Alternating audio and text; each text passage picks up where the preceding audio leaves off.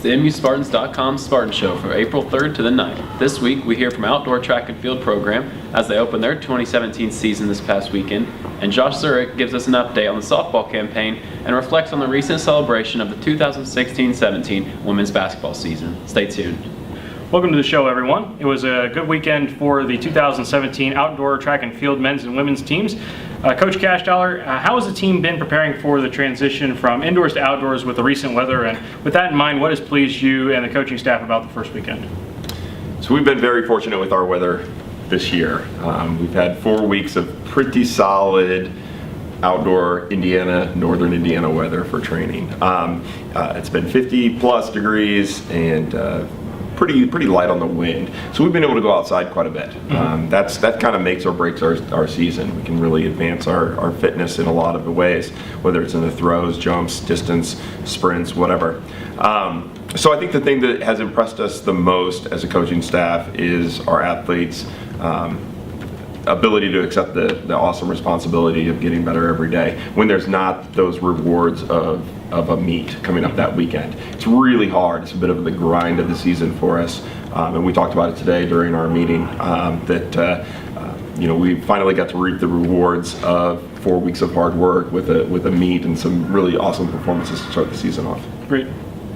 So, Kara, you had a big Saturday at Hanover. You picked up a couple of top 5 finishes in the javelin and hammer. And also now you're on the top 5 for both of those events overall in the conference, and also having the #1 throw in javelin. So what has been the biggest key to your early success, and maybe what have you changed from last year to this year, and maybe your workouts, or maybe some things in technique?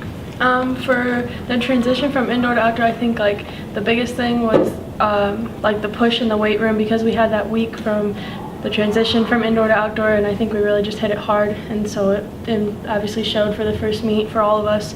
And then as far as last year to this year, I think just our different weight training workouts and just different range throwing we do now for hammer and things like that have definitely improved. Awesome. So Blake, congratulations first of all on your 10,000 meter title that you got at Hanover this weekend. What does it mean for you to start the season this way as an individual and then both as a team?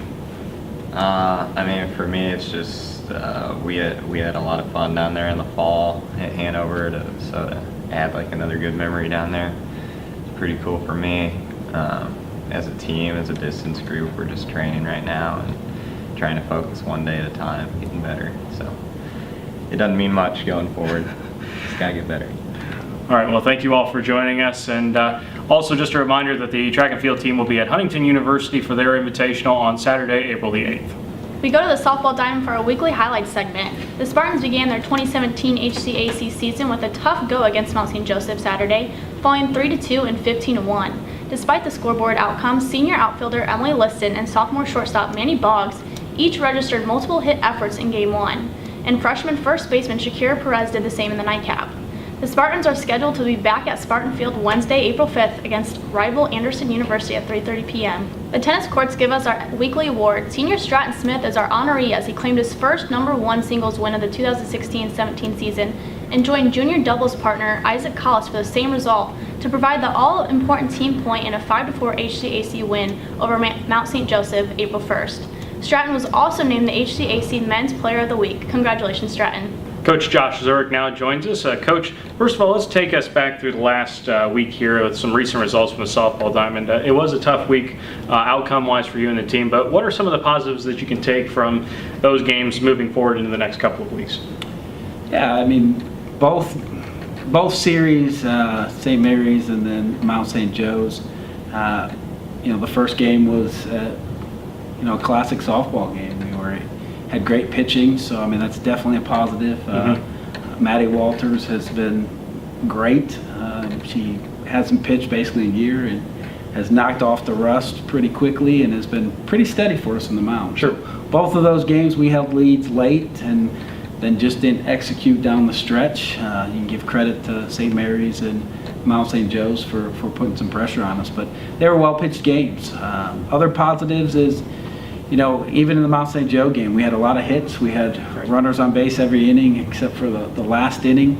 We didn't get that big hit to break it open. You see the signs of the bats coming to life. The top of our order is doing a great job of of getting on base and producing. It just, again, the breaks in the game of softball have gone against us. And, second game we've got to get a little more disciplined in those games. I think losing the first game has put us back on our heels, and we can work on our confidence. And, again, we've got some young pitching in there that has to develop, and they will. So, again, it's not, you don't feel like, although you lost all 4 games, you don't feel like you should have been 0-4, that you've got some very good signs, a couple breaks here and there, we can win some of those games. The team's chemistry has been pretty good. A lot of times you lose 4 games like this, you're pretty down, and today's practice was great. They were upbeat, they were focused and working hard and picking each other up, and again, we'll just keep trying to get better. It's great that you can take some positives from those games. But let's back up just a little bit further now in a timeline. I know that you really enjoy taking the girls on these trips on spring break to Florida. So maybe what are some of your favorite memories that you picked up from this particular trip this year in Florida? Yeah, it was a great trip.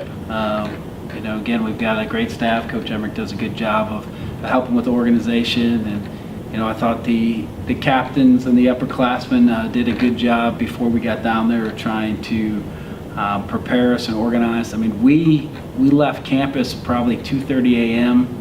on Sunday morning and went up to Chicago, got on a plane, and then we got in probably 11:20 at the airport and quickly got in the vans, ate lunch and changed pretty much all at the same time, and then showed up and played a great game. I mean, we were up 2-0.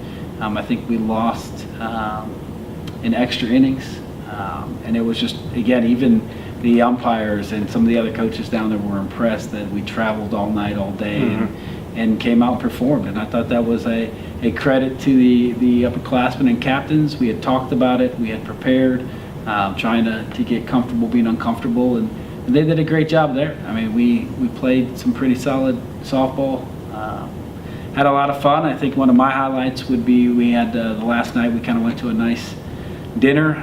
Again, talking about being comfortable and uncomfortable. I was trying to push some of them to try foods out of their comfort zone, and they turned the table on me and had me eat some seafood that I've never had before, and I kind of enjoy that. You get to have different conversations opposed to just softball or academics. Very cool. So now in your other role as women's basketball coach, we understand that the 2016-17 basketball team celebrated its year at a banquet this past Sunday. So can you reminisce a little bit about the season, maybe what you'll take away from that, and then also maybe talk a little bit about the banquet? Yeah, the banquet's always a nice way to wrap it up. We got a great group. I mean, I have to start with like how strong our academics are. I mean, we're well over a 3.4 team GPA.